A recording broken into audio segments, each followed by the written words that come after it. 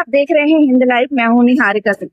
बिहार में आगामी पंचायत चुनाव को लेकर राजनीतिक हलचल अब तेज होती जा रही है।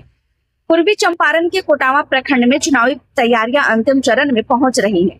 लेकिन इस बार सबसे ज्यादा चर्चा किसी उम्मीदवार की नहीं बल्कि आरक्षण रोस्टर में संभावित बदलाव की हो रही है, क्योंकि करीब 10 साल बाद पंचायतों में आरक्षण का नया चक्र लागू हो सकता है, जिससे कई सीटों का स्वरूप बदलने की संभावना है। ऐसे में वर्तमान जनप्रतिनिधियों से लेकर नए दावेदारों तक सभी की नजर अब अंतिम आरक्षण सूची पर टिकी हुई है। आइए जानते हैं पूरी खबर विस्तार से। राज्य निर्वाचन आयोग के निर्देश पर पूर्वी चंपारण जिले के कोटावा प्रखंड में पंचायत चुनाव की तैयारियां तेजी से चल रही है। प्रशासन चुनाव से जुड़ी सभी प्रक्रियाओं को समय पर पूरा करने में जुटा है। इस बार प्रखंड की सभी 16 पंचायतों में मुखिया, सरपंच, पंचायत समिति सदस्य, वार्ड सदस्य और पंच पद के लिए चुनाव कराया जाएगा। चुनाव को लेकर गांव-गांव में चर्चाएं शुरू हो चुकी है। संभावित उम्मीदवार लोगों के बीच अपनी मौजूदगी दर्ज कराने में लगे हुए हैं।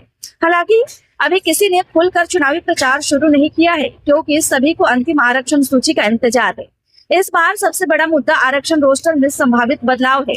पंचायत राज नियमावली के अनुसार प्रत्येक 10 वर्ष बाद पंचायतों में आरक्षण रोस्टर का पुनः निर्धारण किया जाता है। वर्ष 2016 में लागू हुई आरक्षण व्यवस्था का चक्र अब पूरा हो रहा है। ऐसे में वर्ष 2026 के पंचायत चुनाव में कई सीटों का आरक्षण बदल सकता है।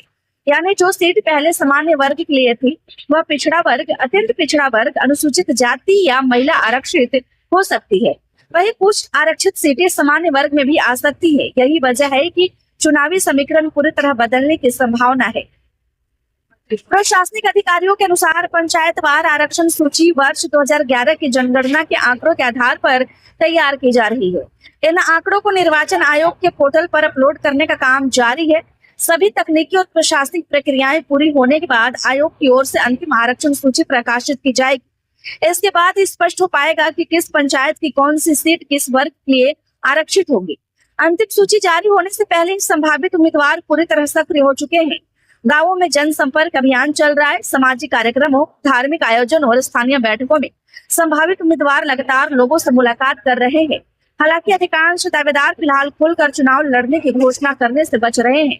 उनका कहना है कि आरक्षण सूची जारी होने के बाद ही वे अपनी रणनीति तय करेंगे, क्योंकि यदि सीट का आरक्षण बदल गया तो चुनाव लड़ने की योजना भी बदल सकती है।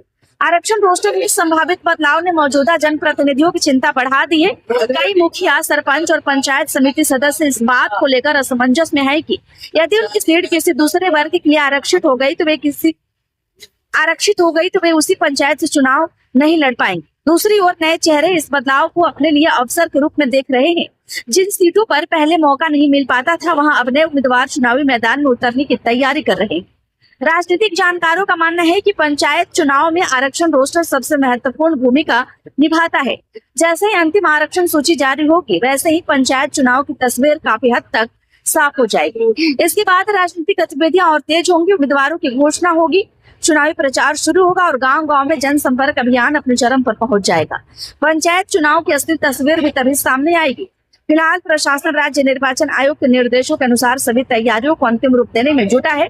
अब सभी की निगाहें अंतिम आरक्षण सूची पर टिकी है, क्योंकि उसी के बाद तय होगा कि किस पंचायत में किस वर्ग के उम्मीदवार चुनाव लड़ सकेंगे और पंचायत चुनाव का मुकाबला किस दिशा में जाएगा। वैसे आपकी क्या राय है, हमें कमेंट में जरूर बताएं। खबर अच्छी लगी हो तो लाइक करें, कृपया चैनल को सब्सक्राइब करना ना भूलें। धन्यवाद।